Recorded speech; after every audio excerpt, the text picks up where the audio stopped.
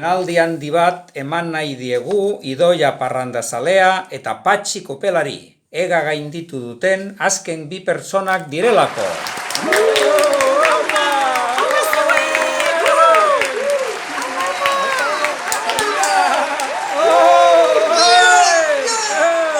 Badakizu zurrumurrua? Ez dela azkenega. Urrengo urtean guk ateratuko dugu. Ez pentsatu hori. Nik gustatuko litzaidake azaltzea ega ateratzeak nola aldatu duen nire bizitza. Orain duela, 35 urte atzo izan zela dirudi, ega prestatzen hasi nintzen eta ezin duzu imaginatu zenbat gauza positibo supusatu dituen.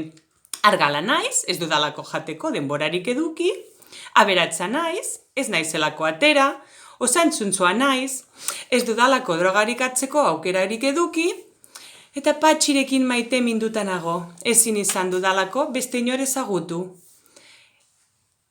Eta hemen daukazuen nire Patxi maitia, nire mutil laguna. Banoa. Ni esker bihotza. Lagunok, nik euskararen eskutik ikasitako guztiak azaldu nahi nizueke. Abi mailara iritsi nintzenean izen aldatu nuen. Nola ez? Patxi Kopelara. Biba ni! Nire bihotzeko Kadiz futbol taldea alde batera utzi eta gaur egun Errealako Urrezko bazkidea naiz.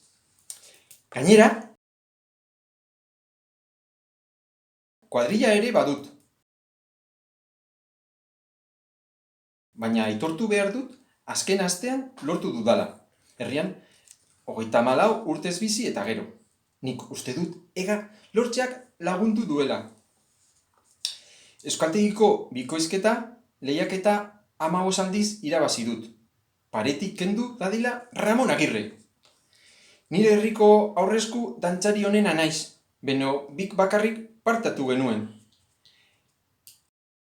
Euripean lasai-lasai ibiltzen naiz aterkirik gabe, honena naiz. Larrua jon ondoren, Idoia eta bio flipatzeko munduko irrintziekin ospatzen dugu.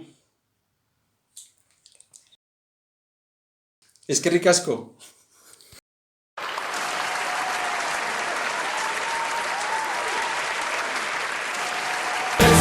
Science history unraveling the mystery that all started with a big bang.